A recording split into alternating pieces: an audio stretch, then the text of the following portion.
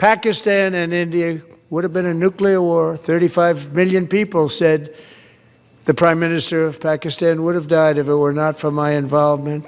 ये सदियों नहीं हजारियों से बदतरीन किस्म के गुलाम हैं। इंडिया का काफ़ी हद तक कंट्रोल है और उसने तहलका मचा दिया है। इजराइल उनके काउंटर पार्ट बेंजामिन नेतन्याहू उनका एक रेड कारपेट इंतजार कर रहे थे। तो गुलाम थे, हैं और रहेंगे। अल जजीरा की एक रिपोर्ट आ रही है कि जो नेतन्याहू ने किया तो उस पे एक खामोशी की सूरत हाल नजर आई फ्रॉम इंडिया। ये मीडिया में रिपोर्ट हो रहा है। अच्छा, Indian prime minister Narendra Modi जो है उन्होंने उनके जो बेन गुरियन एयरपोर्ट है आउटसाइड टेल अवीव, इजराइल उनके काउंटर पार्ट बेंजामिन नेतन्याहू उनका एक रेड कारपेट इंतजार कर रहे थे। अच्छा, minute later the leader hugged. Speaking at the airport, Modi said his visit was a path-breaking journey. It was the first time an Indian prime minister had visited Israel. Netanyahu recalled their first meeting in New York in 2014, where he said, "We agreed to break down the remaining walls between India and Israel." तो ये वो मामलात है जिस पे दोनों agree हैं और 2014 से ये सिलसिला शुरू हुआ था और उसके बाद फिर 2017 में एक बड़ा historic visit as a prime minister of India जो नेतन्याहू है, जो सॉरी प्राइम मिनिस्टर मोदी है, उन्होंने विजिट किया। अच्छा, वर्ल्ड जियोपॉलिटिक्स में आप देख रहे हैं कि बदलाव आ गया है। अगर आप 2017 को कंपेयर करें और आप अभी कंपेयर करें तो आपको एक डिफरेंस नजर आएगा कि वर्ल्ड जियोपॉलिटिक्स किस तरीके से बदल गया है। तो इसीलिए मैं ये मानता हूँ कि भारत और इजराइल के बहुत क्लोज रिलेशंस रहे हैं। मिलिट्री के क्षेत्र में भी देख लीजिए और आप एनर्जी में, एग्रीकल्चर में और टेक्नोलॉजी में, कोई भी आप अगर ये एरियाज देखें तो काफ़ी डीप कोऑपरेशन है। तो अभी बेसिकली प्राइम मिनिस्टर मोदी इसलिए जा रहे हैं, 2 दिन का विजिट है। तो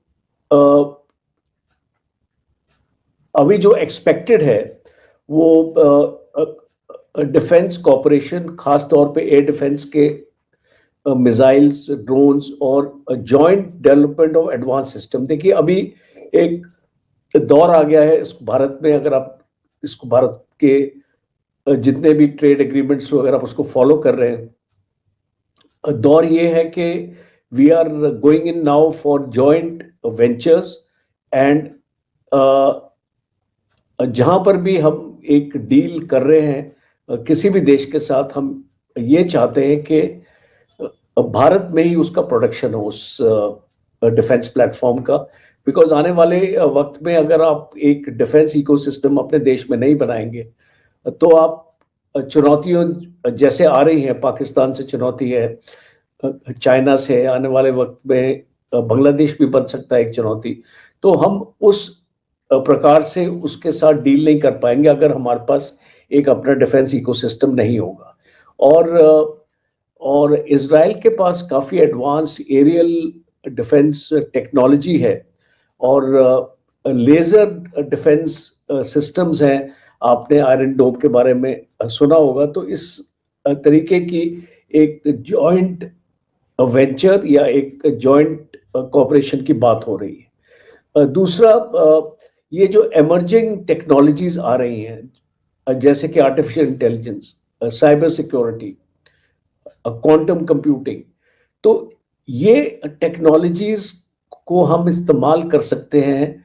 और जो इजराइल के पास एक्सपर्टीज है आपके एग्रीकल्चर एरियाज में, आपके वाटर सॉल्यूशंस में, और जो भी हमारे ये अभी हम एक नए अपने दौर में आ गए हैं कि जहाँ पे हम सेमी कंडक्टर्स भी अपने देश में हमने एक प्लांट एस्टेब्लिश कर लिया है गुजरात में, अदानी का, और जो इस तरीके का। तो हम इसको इजराइल को एक बहुत अपना पार्टनर मानते हैं।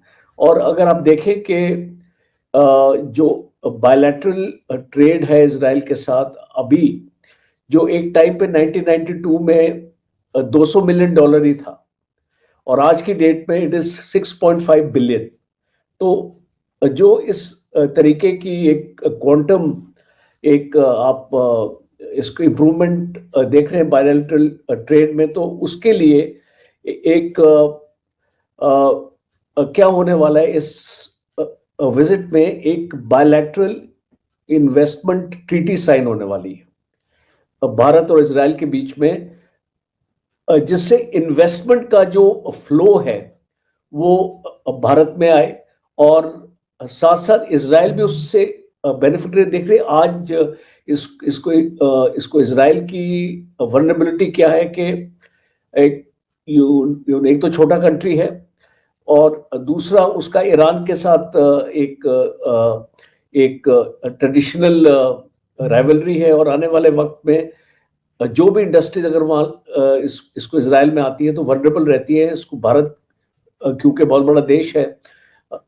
सारे आर्मी जनरल्स जब अफगानिस्तान की तालिबान सरकार के सफ़ीर मुल्ला अब्दुल सलाम ज़ईफ़ को अमेरिका के हवाले किया गया तो पंजाबी जनरल्स खड़े थे और उसके कपड़े उतारे गए और उसको ग्वांतानामो बे भेजा गया, जो बाद में उसने अपनी किताब में ये सारी चीज़ें लिखी। तो तालिबान ने देख लिया था कि ये साले चोर डाकू हैं जो अपने मुल्क के नहीं हो सके, जो अपने पाकिस्तानियों को कोई राइट्स नहीं दे रहे, वो हमारे क्या होंगे।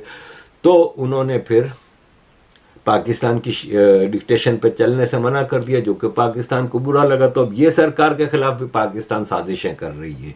पिछले काफ़ी समय से यूनाइटेड स्टेट्स के जो प्रेसिडेंट हैं ट्रंप की चापलूसी करते हुए नज़र आते हैं पाकिस्तान के प्राइम मिनिस्टर और वहाँ के आर्मी चीफ, और इसी वजह से ट्रंप ने उनकी तारीफ़ों के पुल बांधे थे। लेकिन धीरे धीरे अब ट्रंप भी उनसे तंग आ चुके हैं और ट्रंप को भी पता है कि पाकिस्तान से उनको कुछ खास नहीं मिलेगा। और हाल ही में ट्रंप ने अपनी पार्लियामेंट में खड़े होकर एक ऐसा बयान दे दिया जिससे पाकिस्तान का सर शर्म से नीचे झुक जाएगा। उन्होंने कहा कि अगर मैं ना होता तो भारत के साथ हुए युद्ध में पाकिस्तान के जो प्राइम मिनिस्टर शहबाज शरीफ हैं उनके साथ कई करोड़ लोग मारे जाते। और इससे पता चलता है कि पाकिस्तान की आज दुनिया में कोई भी अहमियत नहीं है। इतनी ज़्यादा चापलूसी करने के बावजूद अगर ट्रंप उनके लिए इस तरह के शब्दों का प्रयोग कर रहे हैं तो इससे पता चलता है कि अमेरिका की नज़रों में पाकिस्तान की कितनी अहमियत है, जबकि वो किसी भी दूसरे देश के बारे में ऐसा बोलने के लिए सोच भी नहीं सकते। उनका सबसे बड़ा दुश्मन जो रशिया है, वहाँ के प्रेसिडेंट पुतिन के बारे में भी उन्होंने कभी ऐसे शब्दों का प्रयोग नहीं किया। और इसी वजह से पाकिस्तान दुनिया भर में भिखारी के रूप में जाना जाता है, क्योंकि वो सिर्फ भीख मांगना और चापलूसी करने के अलावा कुछ नहीं जानते। और फिर भी वो कंपेयर करते हैं खुद को इंडिया से, जो कि उनसे 100 गुना ज़्यादा बड़ा और शक्तिशाली है।